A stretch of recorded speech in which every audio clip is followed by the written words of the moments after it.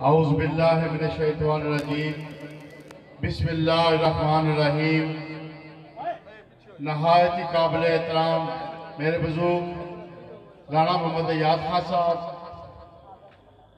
رانا کامران صاحب، بڑے بھائی علی حیدر صاحب MP صاحب، اور بہت ہی قابل احترام میری پھپھو جان بی بی شزرہ صاحبہ اور تمام اہلیان علاقہ، خصوصاً شیخ برادری جنہوں نے اتنا اچھا کٹ کیا، میری طرف سے السلام علیکم۔ میں دو چار باتیں کروں گا، مجھے لمبی چوڑی تقریر تو نہیں آتی لیکن پنجابی سے گل کر لینے ہیں۔ میرے بزرگوں، دوستوں، ساتھیوں، پاؤ پراؤ، الیکشن والا دن 16 تاریخ ہے، انشاءاللہ تعالیٰ بی بی صاحبہ دی فتح دا دن ہوئے گا انشاءاللہ تعالیٰ۔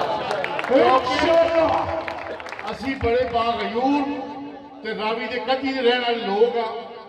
اسی اپنی تیاں پیروں نوں کدے مایوس نہیں کرتے۔ اگر قتل دی بھی گل ہوئے جدوں بی بی بھین آ جائے اسی چپ ہو جاتے ہیں کہ ساڈی خوش قسمتی ہے، ساڈی بی بی، ساڈی بھین، کسی دی پھپھی، کسی دی بیٹی کو الیکشن لڑ رہی ہے تو وہ مقابلے سے انتہائی نامراد تے گندا آدمی جنہوں کوئی جانتا ہی نہیں، ان نال 100 اسی لڑ بھی لواں گے، بھیڑ بھی لواں گے، لب بھی لواں گے، اتنے نہیں تو لاہور نہیں تو مریض کے کتنے وہ انہوں کتوں لبو گے؟ جنہاں نہ ماں دا پتہ، نہ پیو دا پتہ، نہ بارے دا پتہ،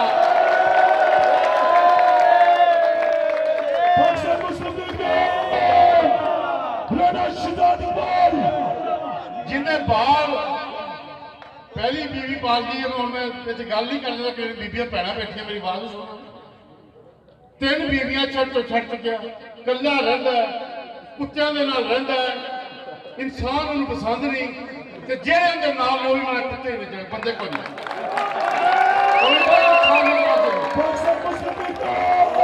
انہیں قوم کو 4 سال گمراہ کی رکھا، 4 سال گمراہ کر کے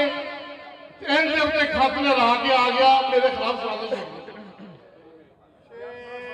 شرم آنی چاہیے ہے، اور ٹی وی سے تسی دیکھتے جے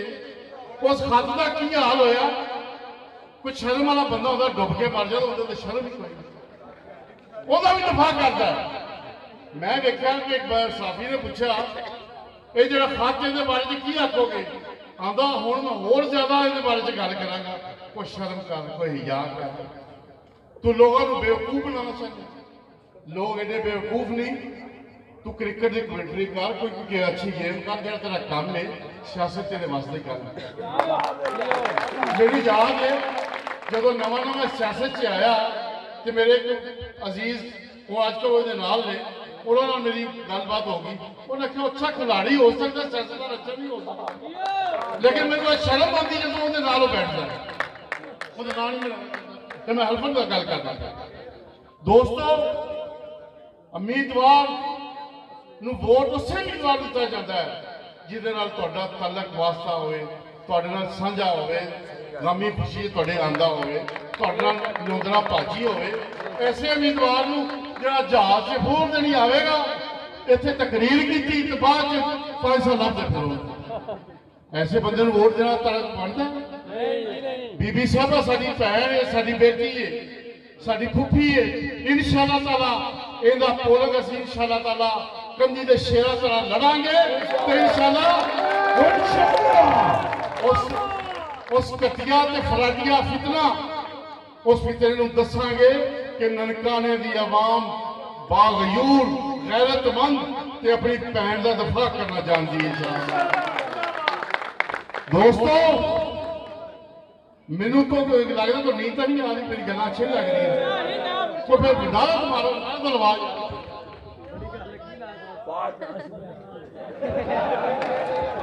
پاکستان مسلم لیگ میاں محمد نواز شریف، میاں شہزاد شریف، میاں کاشبار، مریم نواز، चलो शुक्र है कोई जागे ने कोई पीछे नहीं। दोस्तों तकड़े होके अगे चल यासा फरमाते अगे हमेशा गल करते होंगे ने सरकार की मोहर है गवर्नमेंट ने तुहाडे अगे हत्थ अगे रख देनी इहदे उत्ते मेज दे उत्ते ते थोड़ी जी खेचल कर लिया जे 16 में निकलिया जी उस मदारी नूं दस्सिया जे जदों ठप्पा लगे ना शेर ते आवाज बनी गलत कर जावे।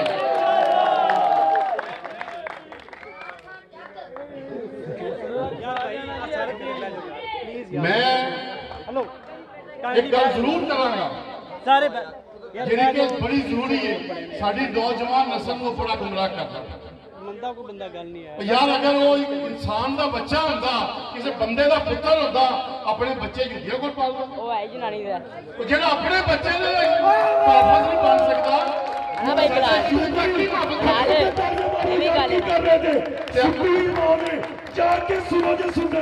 अपने आप को बड़ा जवान समझदा 70 साल का बाबा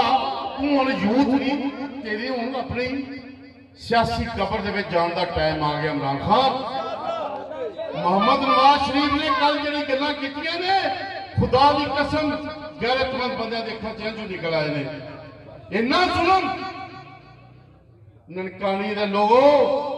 जुल्म के खिलाफ डट जाओ जिवें मेरे हुसैन खड़े हो गए इंसाफ की खातर खड़े हो जाओ। उनके इंसाफ नहीं सानू चाहिए चंगा चंगा आप भैड़ा भैड़ा तू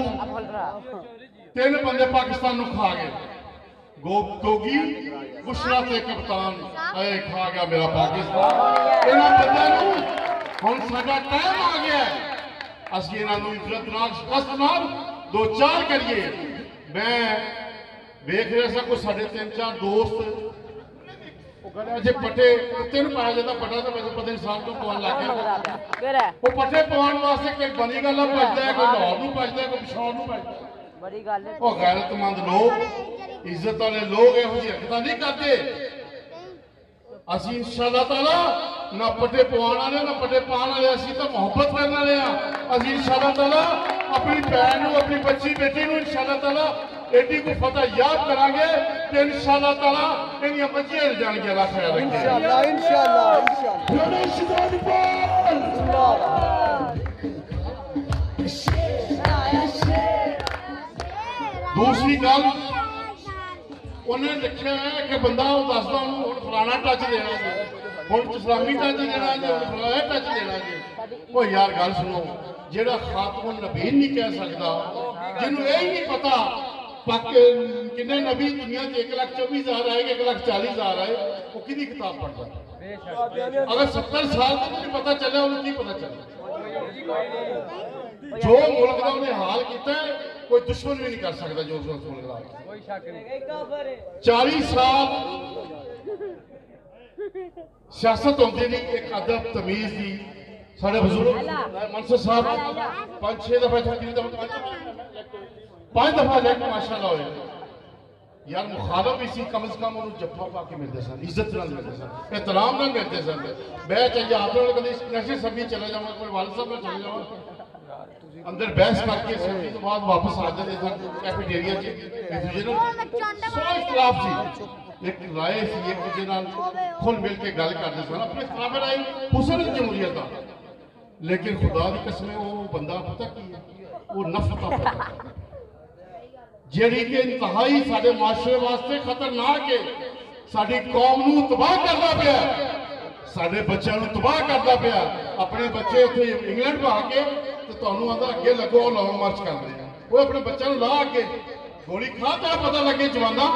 एडे तेरी एब्सोल्यूटली नॉट क्या कह गया वो मोहम्मद नवाज शरीफ ही सी और शेर का बच्चा नवाज शरीफ ही सी जिन्हें एब्सोल्यूटली नॉट अमेरिका ने किया सदर क्लिंटन ने किया कि मैं धमाके करना इस कौम का मैं रहबर हाँ मैं तेरे अगे झुकांगा नहीं इस मुल्क वास्ते मैं इंशाअल्लाह अपनी जान भी दे दूंगा।